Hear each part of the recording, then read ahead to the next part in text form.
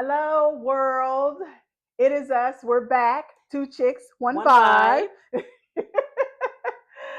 Thank you all for joining us yet again for another episode. We really appreciate the support that we've been getting and that you all are commenting and watching the episodes that we have posted. And to that end, please remember that we're on YouTube, and when you watch the episodes on YouTube, make sure that you watch the full episode that we have posted. You don't want to miss anything. Correct. And then you all know that we're on social media. We're on TikTok, Instagram, and Facebook. So engage us on those platforms, please. Please. So Sherri, Yes. I mean, we're both taking deep breaths today. Yes. Wasn't that something we talked about in the self-talk episode? How we could start with deep breaths. We are starting with deep breaths. Yes, because they are very much needed. Absolutely. So how has your weekend been since I last saw you? Okay. Weekend was good, Mm-hmm. interesting. Life is lifing, and yeah, so there are all kind. It was good, uneventful. I'll say that. Okay. And the work week has been eventful, and we're just gonna leave it at that. It's been good and bad, so it balanced. Yeah. So I'll take balanced over all bad any day. So Yeah. yeah, how about you? About the same. I'm still getting acclimated to the new gig, but everything has been going pretty good. When the new year hit, like I literally had to hit the ground running. Hmm. So, but it's They all gave you a good. little runway, and Little then that was it. runway, that was it. Uh-huh. I had to take off. So, but everything is going good. I have no complaints, which I hope that it stays that way. Absolutely. Because I have enough for the both of us. So, and that's all I'm gonna say about that. So hopefully that won't last for too Yeah, long. hopefully it will get better. Yeah. Better days are ahead, as Yeah. Leandria Johnson says. Okay. Mhm. Mm-hmm. If you So know, you know. And I don't know. you don't know Uh-uh. Leandria? Really? Gospel. I'm She's a assuming gospel. gospel Yeah, singer. yeah, yeah, Yeah, yeah. but that's all through context clues. Yeah, I didn't know for sure, but Oh, my bad. it's all good. Just showing my slip a little bit. So yeah, and listen to our audience. We decided to, at the top of these episodes, just kind of get a vibe check. Like, what is the vibe today? Mm. What is your vibe, and what is our vibe, and like, just what is the vibe, right? And yes, it is a play off of Two Chicks, One Vibe, if you Right. hadn't noticed. But we just wanted to kind of get a vibe check. So, some of these will be around particular topics, and others would just be like, Sherri, how you feeling? Yeah, because some days you full, Yeah, yeah, and you just need to turn the spigot on just a little bit so you can release the pressure. yes, yes. So We don't want those pipes to burst. no. No. Today could be one of those days, but it's not. We're gonna do a little vibe check. Yes. And that is one of the reasons why I'm thankful for this podcast, because it gives you an outlet to, all the things, life things that are going on. And, we can just sit here and be silly if we want. If we want to. Mm-hmm. So, speaking of the vibe, there was this thing that came to mind, and, it's just something that, um, for me, happens regularly, but I just Mm-hmm. want to, test your temperature, see what your vibe is on this. Group chats. Do you find them to be support systems? And of course, it depends on what type of Mm-hmm. group chat it is. Mm-hmm. Support systems or more chaos when it's like multiple people on a group chat. Can you tell me I'm irritated by group chats? She has knitted a whole sweater with what I don't know if you all can see real close up and through the here in her face. We know her Oh, My Lord. So what's your feeling about group chats? Okay. It is not the same as yours. So in Okay. this instance, we are not one vibe. Uh, and I remember, I'm gonna start with a little story. I remember that LaShonne was in a group text that I kind of spearheaded, and when I saw the little notification that she has taken herself out of the group text, I was Oh, like, there is a yes, notification. of course there's a notification. Oh So my I was goodness. just like, why on earth would she remove herself from the group text? I don't so long story less long, Okay. group texts don't bother me. Hmm. I can read them or not. Hmm. I can ignore them or not. Hmm.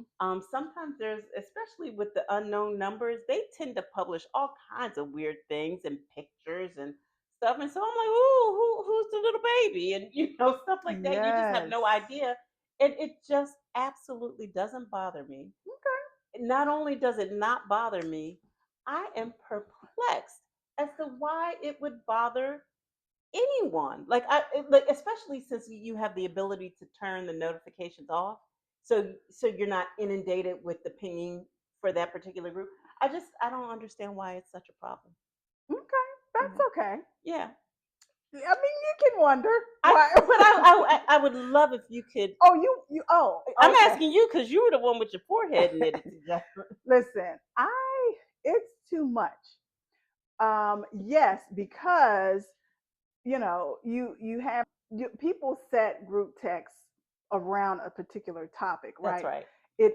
The conversation always goes off the rails. That is true. And I am just like, I can't with this. I cannot. And so, like my family, we have a group text, Hmm. and You ain't we take yourself out of that, did you? know because it is always around. We use it for specific purposes. Okay. And it's mainly my mom, like polling the group, hey, such and such is coming up, or we're having this event, let me know if you're going to go. Hmm. And that's how we use it. And after everybody has responded, it's like, okay, we're So done. y'all have a group chat etiquette. Your family does. Hmm. Whereas everyone else, they are not aware of how you should effectively use group chats. Maybe that's an episode topic. It could be because, I'm kind of just like, you talk until you talk about something else, and then you move on to the third thing, and then, so and so done had a baby, and then, it's, Right. Yeah, I just feel like some people who want you to know, oh, I'm in so and so, and I'm in so and so, and it's like that's great, but um, what's that got to do with tennis? I just so yes, Okay. I do not enjoy being in large group texts. Okay. Now there are smaller because we're in another Yes, and you group have not text. removed yourself from that. That one is more enjoyable. And we only sporadically do we, and it's usually when we have something funny to share, Yes, and then we all comment on the funny thing, and then we stop. it's done. It's done. Yes. So let us know what your vibe check is on these group chats. Like, do you all love them or not? So we have an interesting topic today, and Yes. there wasn't a really good segue from the group chat to the topic. So Mm-hmm. I'm going to just jump right in. Um, we are going to be talking about the confidence gap. Mm-hmm. And as women, we are very familiar with the confidence gap. Even if we didn't know, LaShonne's going to The say, there's dog a is dog staring here. at me like, what y'all doing? There's a dog here. And he's like, y'all ain't confident. So we want to talk about the confidence gap, and it's not, even if you didn't know that there was a name for it Mm-hmm. or that it was a thing, as women we can all feel it, Mm-hmm. and we tend to behave in similar fashions. Now there are women who are outliers, Mm-hmm. and we want to bring some attention to this topic today so that we can be more aware of it. We can identify it as a thing. I Mm-hmm. think Iyanla says you got to call a thing a thing. Call a thing a thing. So, just bringing awareness to it and letting you all know that this is a real thing. It has a real name and it impacts us as women, Mm-hmm. especially in the workplace, but in various aspects of life. And yeah, so we're just going to talk about it a little bit. Yeah, it. I think that this is an important thing to talk about because I think for us as women who have been in the workplace, have been working for years, like we have kind of, as we have evolved, we can readily identify certain things, Hmm. and the confidence gap is one of those things. But I think also, like, if we have, hopefully, we have some younger, females listening that would help them to sort of readily identify when and where or if. I just wanted to say that because I think that, as you mentioned, it shows up in different ways, you know, whether it's in the workplace, whether it's within the family Hmm. structure, whether it's within dating, whether it's within your friend group, Hmm. whatever the case may be. But, hopefully we can sort of tap into that and figure out what works for you to overcome that. Yeah. If anyone's wondering, what is the confidence gap? It is really the difference between how confident women are Mm-hmm. versus how confident men are. And there's been at least a billion studies about this particular topic.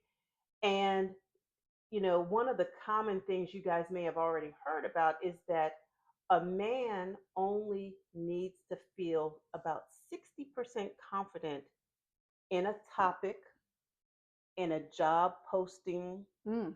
his skill level, in any number of things. He only needs to feel 60% confident to pursue it. So if everyone's talking about a topic and he only knows about 60% of what he's talking about, girl, he is going to talk as if he is the authority on that topic. Mm. And by comparison, Mm-hmm. studies show that a woman needs to be 100% confident. Yeah. Is this nature versus nurture? Because of how women are raised and things like that. Is it that men are just more likely to be risk takers than women? How does this show up in the workplace? All of those kinds of things. So really, that's what we're talking about when we mention the confidence gap. It's Mm-hmm. like, what do women need in order to be confident enough to pursue a thing or to do a thing versus that of a man? Okay. All important, very important points and good things to highlight. And you referenced one of your points was how women are, how girls are raised, and Hmm. how versus how, or how females are raised versus how males are raised. And I wonder if, because females are raised in the way that they are to be independent, and to me, in a lot of cases, if you're an independent person, you have leadership qualities.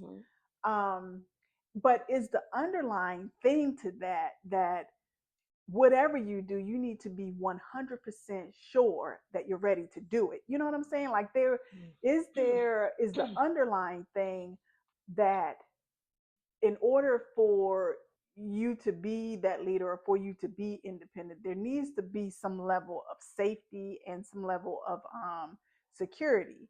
And so, is does that feed into, that confidence thing? Because if we're not, then we're going to pull away from it. Like, we're not going to show up Hmm. as probably that leader or with that confidence that we should. I I'm just understand. wondering. Yeah. Yeah, yeah.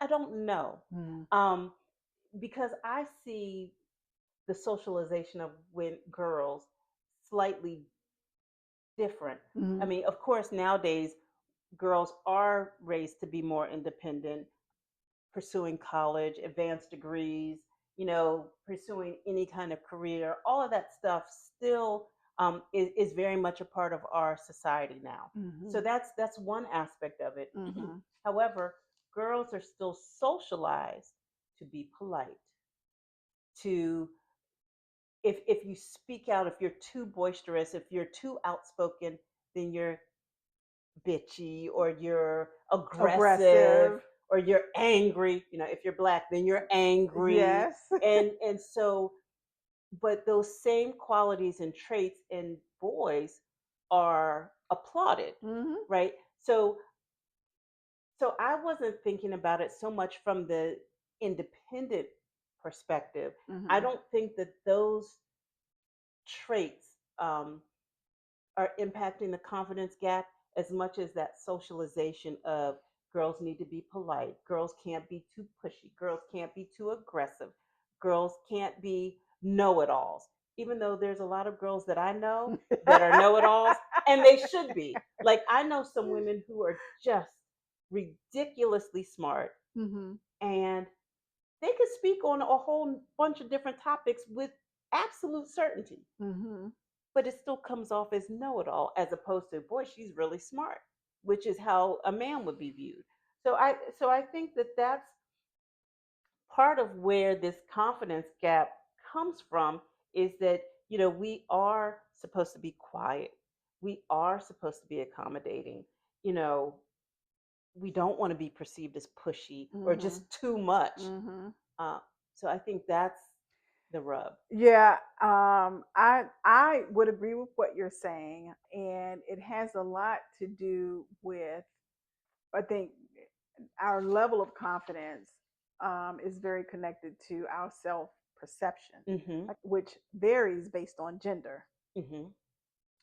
and so as we are socialized as young people or raised or whatever, those things that you talked about in terms of if we're opinionated or if we are, outspoken or whatever, Mm-hmm. are things that shape our self perception. Mm-hmm. Yeah, I agree.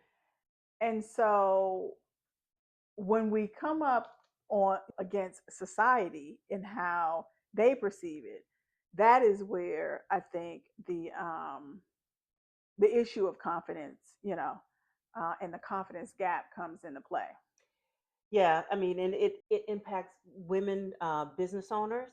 It impacts the amount that they charge for their rate. Mm-hmm. Um, because if they don't have, this advanced degree or that additional certification or that number of years of experience to show the world, I really know what I'm doing, even though they really know what they're doing, they're going to charge a lesser rate than their male counterparts Mm-hmm. on average. The other thing is it shows up in negotiating salaries. Mm-hmm. It shows up in over preparing, just making sure that you double, triple check that you know what you're talking about, even though you know what you're talking about. Mm-hmm. Um, and then it over explaining instead of just making a statement and leaving Mm-hmm. it and let that carry the day. Mm-hmm. And then the other thing is shrinking yourself to make others feel comfortable. Yes. And those are some things that it seems like we just can't get away from.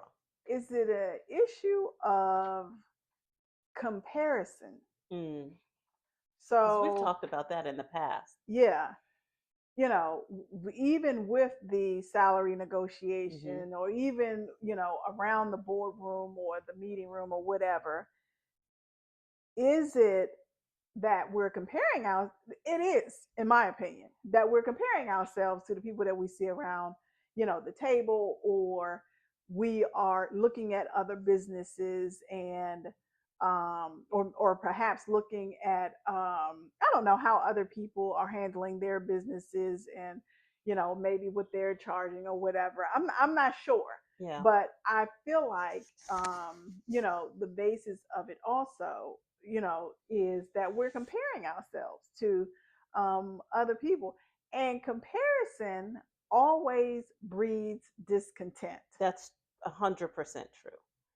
But I think that we just, especially maybe women in our age, and I'm hoping, and I know you're hoping too, that that younger women are not as affected by this as we have been. Hmm. Um, a little side note: my daughter um, has kind of she has a side business. She works full time, but then she also is in fashion design, and so she has clients and things like that. And I remember she took on a project for a very well known superstar, and she was making a costume for a video. And she told me the rate that she asked for this garment. And I was like, you just got out of college yesterday. Like, I couldn't believe she had the audacity to ask for that much money for the garment. When I tell you it was a ridiculous amount, it was crazy. And she was completely confident in that. Hmm. Because a lot of that is just knowing your worth. I'm still, you don't know the number, you don't know the circumstances. To this day, I'm still flabbergasted that she had the audacity. But I think that's a good thing. Hmm. I'm not saying that in terms of, oh, she shouldn't have asked. I know at my big age, and with my 30 some years of experience, I still probably would never have asked for that much money if I was in her industry to this day. So that makes me hopeful that other young girls or young ladies are asking for what they deserve Hmm. and their self worth. Yeah, I mean, I think that that is knowing your self worth is a huge part of it, Yeah, especially when it comes to like salary negotiations and pricing products and stuff like that. Um, you have to know, you have to know your worth. yeah, So absolutely. So what do we do about that? Like, how how do we close the gap? What are some things that we can work on individually? hmm Are there some things systemically that should happen? How can we improve this situation for ourselves? Just and or how do you work through it now that because you know that this thing exists, and you just recently started a new job. Did your awareness of the confidence gap impact how you negotiated your salary, how you showed up in the interview, or anything like that? um, I learned like several jobs ago, and just through training, like going to different types of training about these very things. Hmm. Because when you're young, you're not thinking that you're just trying to get a job Right. and keep it. um That part. but it wasn't until I started getting more jobs and just started going through these trainings and talking to executive level women, black and white, and Indian or Other whoever, whatever. right? Right. um and they would always say, like, do not accept the salary that they're offering, Right. like always negotiate. Hmm.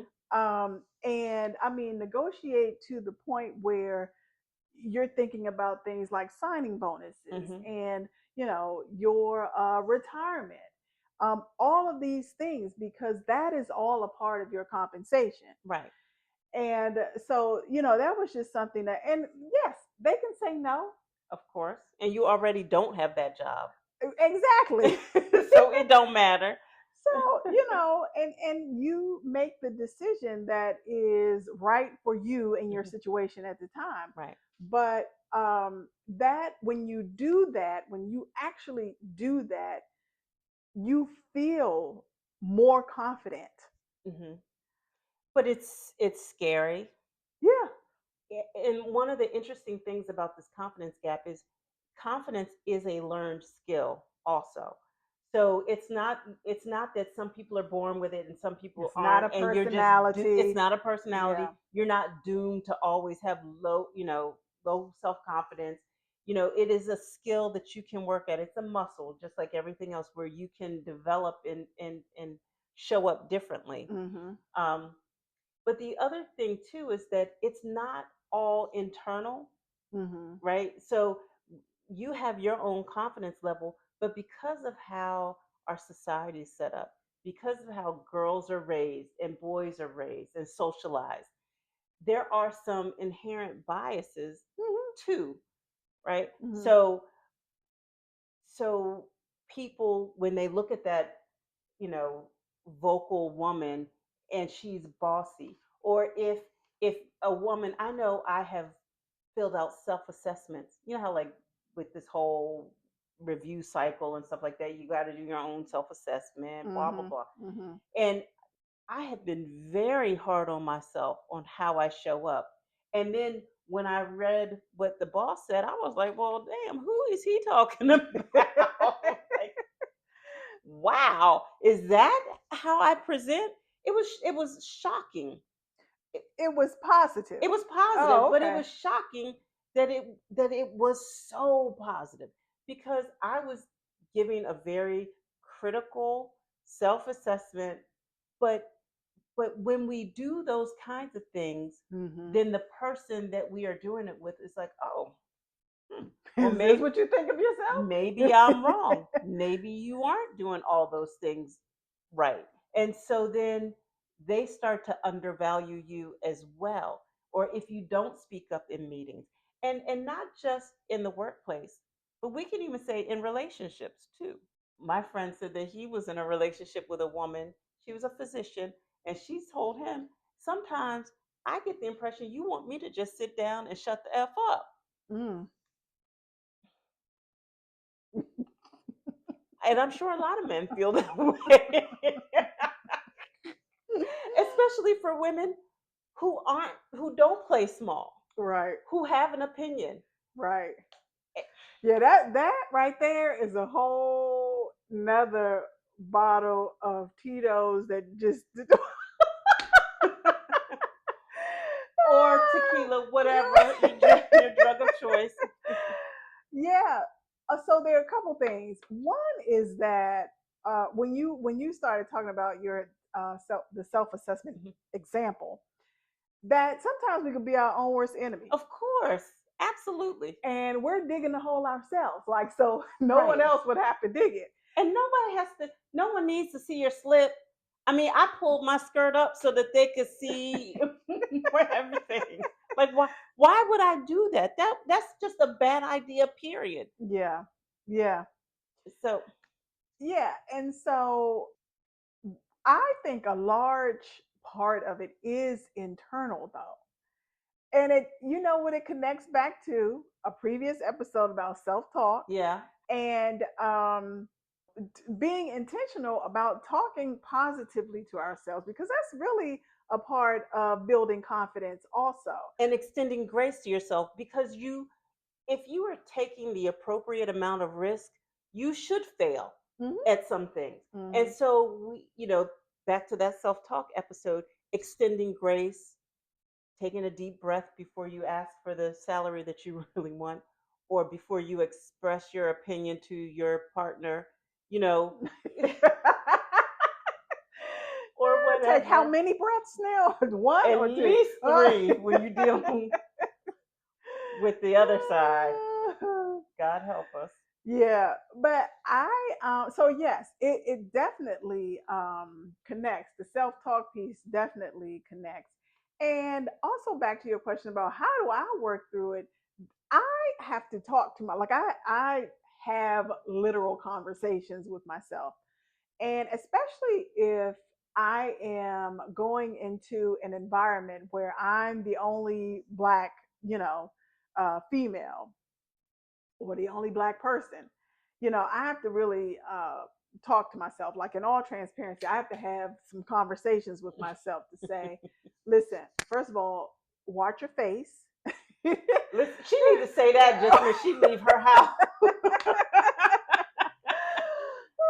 For real. Watch your face and look. The people who are around that table or who are in that room, yes, they may be, intelligent folks or well, accomplished folks or whatever, but so are you. Right. So you belong in the room. Right. And as long as you don't get into that comparison thing, even when people speak, like I try to work on my speaking. Mhm. But I've met people or have been in rooms with people who speak so eloquently. Mhm. And it's something that I aspire to, but I'm not going to tear myself down, which I have in the past about the way that I speak and always saying and all of this stuff. That's Which another I whole just said. episode. But as long as you don't get into that comparison piece, which is hard, it's hard not to step into that territory, but you have to know that if it's a room that you're in, that you belong in the room, and you have to tell yourself that and really lean into that and speak like you belong in the room and handle yourself like you belong in the room. Yes. Mm-hmm. However, Okay. Comma or semicolon or comma. colon. Which? We're gonna just pick whatever works for you at this time. But so sure, that's easy. Like if you could just muster that up, then that would be great. Mm-hmm. And the fact that there are people who can just have a conversation with themselves and say, listen, okay, this is how we're going to approach this situation. But sometimes it requires a bit more than that because it's so entrenched in how you show up in the world, not just work, but just everywhere, every Mm-hmm. day. For example, one of the things that drives me nuts is all of the comments I receive Mm-hmm. for asking for what I want at a restaurant. I do not like onions. I do not like mushrooms. I do not like things cooked a certain way, but not. And I'm paying for this. And so I have heard from wait staff, from the people I'm dining with, from not so much my children because they do it too, but just from a number of people that comment on me voicing what I want or Mm-hmm. me expressing what I want. Mm-hmm. And so some people may not be okay with that. So, or if an order comes and it's wrong, me saying, this isn't what I ordered. Can you please take it back? So, Mm-hmm. I'll just eat it. Just eat it. No, I'm not, I'm not going to just eat it. Thank you.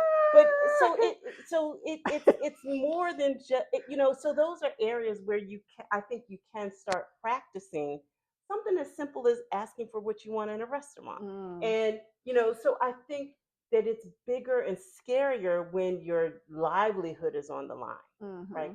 But if you go into Chipotle or wherever, you could say, I want extra mild salsa. And Mm-hmm. if it's not enough, I'd like some more, please. Mm-hmm. But there are some people who won't even do that, and they'll just take it, just eat it the way that they Mm. prepared it. Mm-hmm. And one time I went to a restaurant with my children, and I placed my order, and I wanted this and not that, and can you sub this and that, and blah blah blah, and I want the bun buttered, but not too that blah blah blah blah blah. And so then the woman, very gracious waitress, she took down the order, and so then they go to Jalen, my daughter, and she's like, I want this and not that. I want this. Blah, blah, blah. And so then they went to my son, and he said, I want this and I want that. Blah, blah. And so she looked at me and said, I see where I see where they get it from.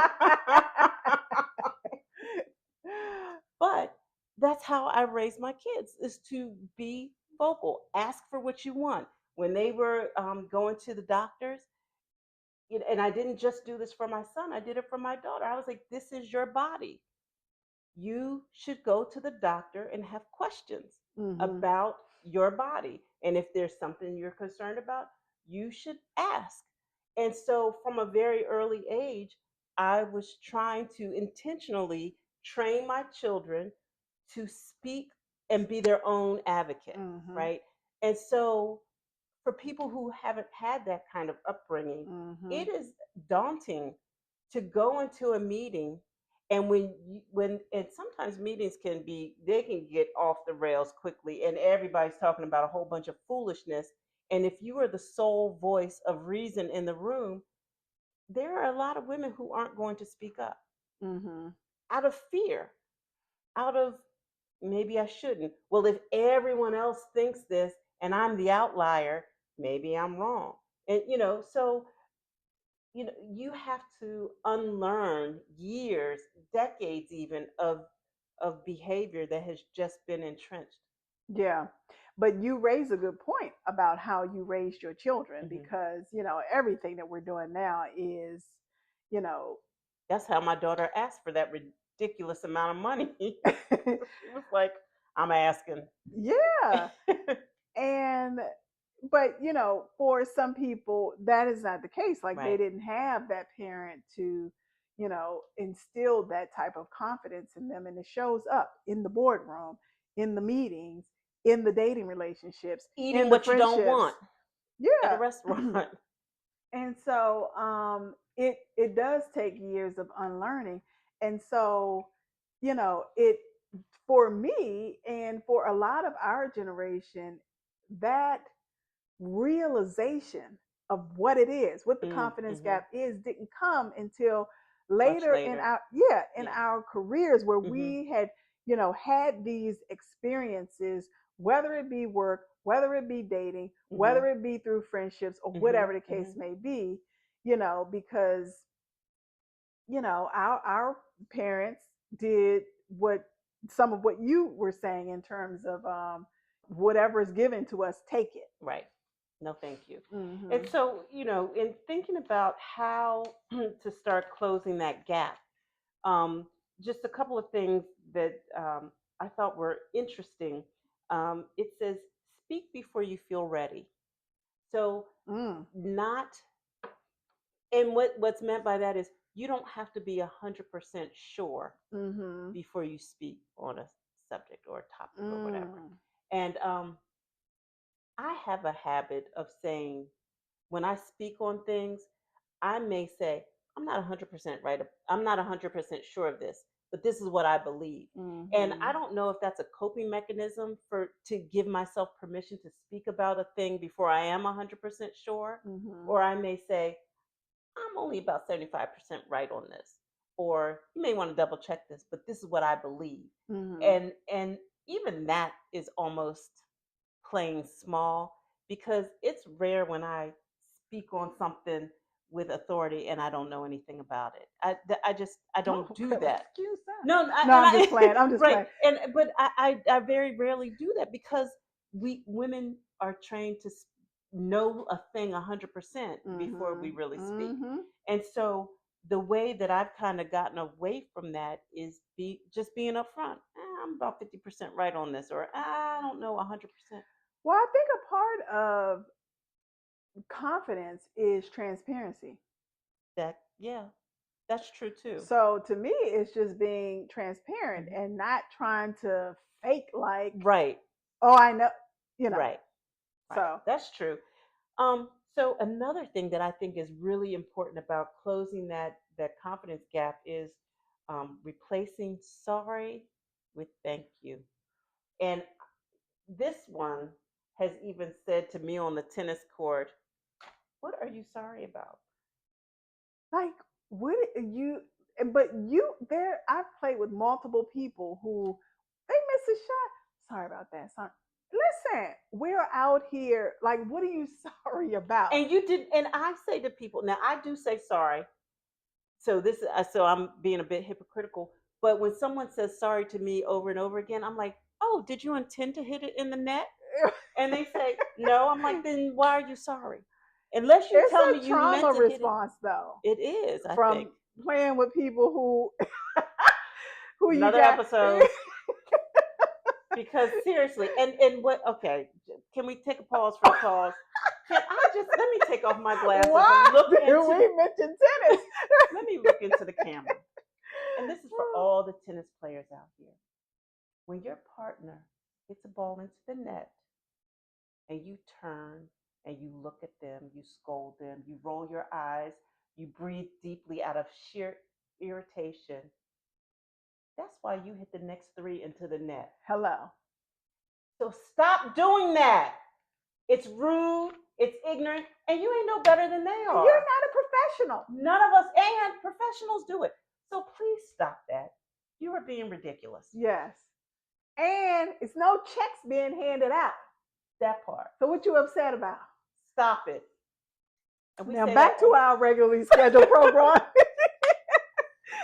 we had to get that on. Now that's a vibe check that we vibing on. That is just ridiculous. Utterly. And this is horrible of me to say. Just one more thing. When someone rolls their eyes because I've missed a shot and they hit the next three in the net, even though they're on my side, I'm secretly happy. I'm like, that's what you get. It's like a lesson. That's That's what you. a But lesson. that lesson is lost on them. Yeah. I saw a little video, and I don't know if I shared it with you, but this guy said that his therapist said that um, the people who need therapy don't go to therapy. Oh yeah, you did send me that. It's the people who are traumatized by the people who need to be in therapy Yes. that go to therapy. Yes. And that is true. Exactly. So the people Why on am I the trying to solve the problem? And it's you're just it. you're it. Oh my goodness. Okay. Anyway, so back to Yes. the topic at hand. So we said speak before you feel ready. I gave you I'm a little. not sure how I feel about that, but I know what the like I hear the context around it. Well, and that's also developing the muscle. Mm-hmm. Because even if you're 75% sure of what you're saying Mm-hmm. and you're used to being 100% sure, you're giving yourself a little grace Mm-hmm. and you're pushing yourself to do the thing that you're not comfortable with. Mm-hmm. And so Absolutely. and the beauty of that is if you're 75% sure, you make the statement, you go back, you can find out if you were right or not, Mm-hmm. and then you can always circle back. Yep, I just confirmed what I said, Mm-hmm. blah blah blah. Or you could say, oh, I checked it out. That wasn't quite right because you're probably still in the ballpark. Here's the nuance. Here's the difference, and that just gives you practice Mm-hmm. to start speaking about those things because 75%. I mean, goodness, that's like mostly right. Yeah. I mean, and it's especially if that Teams or Zoom call is being recorded. Right. And especially if your male counterparts are only about 60% sure of the foolishness they're saying, Mm-hmm. you're probably more right than they are. That's a good point. So think about it. Okay, so replace sorry with thank you. And sometimes thank you may not be appropriate, but just don't be sorry about everything. Stop Yeah, it. it's like unnecessary. And another suggestion was ask for what you want, even if your voice shakes. Now, I'm not going to advocate for that. I don't ask for it if your voice is shaking Why? because that okay maybe I'm wrong for this, but that um suggests weakness or fear or you know what I mean. And so again, that's also exercising a muscle. So maybe after the third time, your voice won't be shaking. So I'll back down from that a little bit, but Okay. I'm gonna look at you crazy if your voice is shaking. Really? I think so. You're not going to be supportive and be like, you would you not be supportive to the person and be like, hey, are you okay? What are you nervous? Like, don't Con- be nervous. yeah, context matters. So like if I'm with you and your voice is shaking and stuff because you asking for something, I'm gonna be like, knock it off. Oh my Ask for goodness. not in a mean, nasty way, but in a way of like, you deserve this. You got it. Don't play small. Knock it off. Ask for what you want and stand in it, 10 toes down. So it wouldn't be from a judgmental, what are you doing kind of perspective. It's going to be, you deserve this. Yeah. Ask for what you want. Okay. Yeah, that's all. I'm sorry if that didn't come through the Yeah. first time. I said sorry. See that? But I meant sorry that time because I was trying to communicate clearly. Yeah, but it's more of in support of the person as opposed to judgment. Yeah, and it's a bad habit that people just mainly females. I don't know if that's appropriate to say either, but it's a bad habit that people establish just to say, "Oh, sorry about that," or "sorry," and it's like there's nothing to be sorry about because Right, we're all fallible. We make right. mistakes or whatever. That's true. Um, Um, and then the other thing is to which is important, is to surround yourself with women who normalize. Uh, the research said normalize ambition, but I'm going to say normalize confidence, Yeah. normalize asking for what you want, normalize voicing your opinion, normalize setting boundaries. Mm-hmm. I had a situation at work where a colleague hopped on the phone. It was a Teams meeting, and he was coming at me all kinds of crazy, seriously. Mm-hmm. And I was on, and there was another female, one of my buddies, on the call.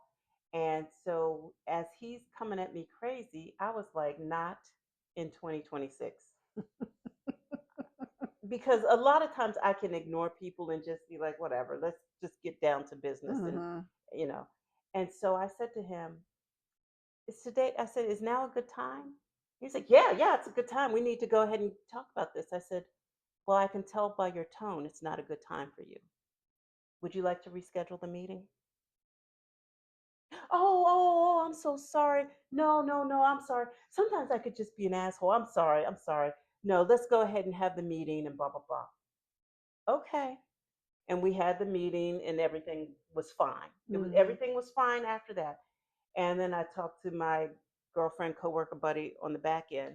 And she was like, wow, that was an uncomfortable call. And I was like, really? What made it uncomfortable?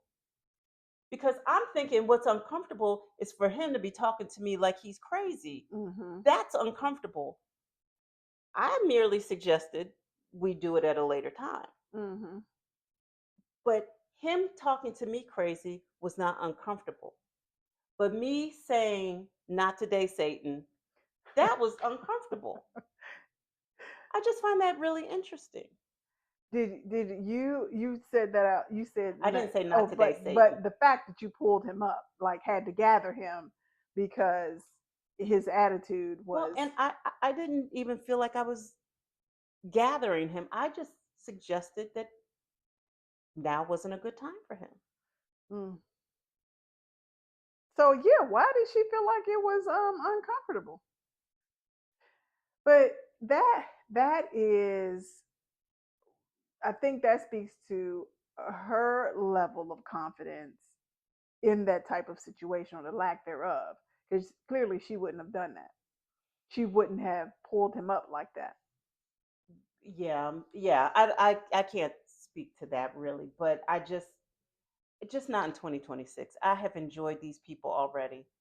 And people feel like they can just do and say whatever they want and mm-mm. Mm-hmm. So anyway, I don't know how I got off on that. You may edit that out. Clearly, that is a point of contention. Didn't I say that sometimes we're just full? Sometimes we might just be full. I had a moment, and I ain't Let it apologizing for out. that. I just had a moment, and thank y'all for riding it out with me. How about that? Thanks for listening. Sometimes episodes are gonna be about us, right? Yes, they can be very therapeutic. So, Mm-hmm. So we talked a little bit about what the confidence gap is.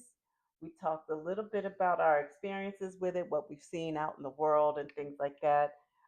Just at a very high level of some things that we can do to help close the gap. We didn't get into things like Toastmasters, learning how to speak. We didn't, or development training, Mm-hmm. leadership training, um, women Mm-hmm. specific, women targeted leadership training programs. One of the things I think is invaluable are like all girls schools, because girls have the ability to be Mm. themselves and blossom without trying to impress boys. And I think that there's a lot of safety in women being together and working together and being in groups together and things like that Oh so yeah. that we can fully express ourselves and be it's almost like a HBCU where all black people are around each other and help building each other up so that we can go off into the world Mm-hmm. to be our full selves. So there are a lot of other things that people can do to close that confidence gap, including therapy, things like that. But any other thoughts? Well, you raise a good point about continuously honing your skills, Mhm. because you mentioned earlier that confidence is not a personality. Mm-mm. It's not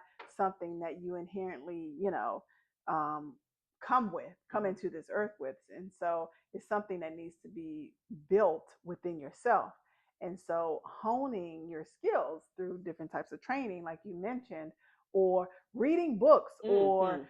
getting a mentor, Yes. and surrounding yourself, because your circle is very important. Who you surround yourself with is very important. And you don't want to be hanging out with people who, are doing the same thing that you're doing. You want to aspire to something. And so you want to surround yourself with people who are doing great things, Mhm. who are progressive and are moving forward and are working on themselves and who are always evolving. To me, that's what builds your confidence, because then you can speak on different topics. Mhm. You read books, you are engaging with different people at different intellectual levels and all these things. And that's what builds, to me, that's what builds the confidence in you. Mhm. You just have to, it's a continuous work on yourself. Right. You can't just show up and rely Well, on. what's that saying? If you're not growing, you're dying. Hmm. And so, I don't. I think that you can be in a group of like-minded people who are just like you, but if you're all aspiring to do different things and you're not stagnant, I think that that's okay. And Mm. if it's an open relationship where people can check one another or just bring things to your awareness, I think that those kinds of friend groups are invaluable. um, That's different. I mean, I think we differ. Our opinions mhm, differ on that, but which is fine. mhm. Um, but I think the key is figuring out what it is that each of us needs for Right, ourselves, right. and intentionally engaging in those things to um, be able to show up in a confident manner wherever you are, whatever the situation. You can show up. Yeah, I agree. From this conversation, what two actions are you going to implement to help with your confidence? Hmm, that is a good question.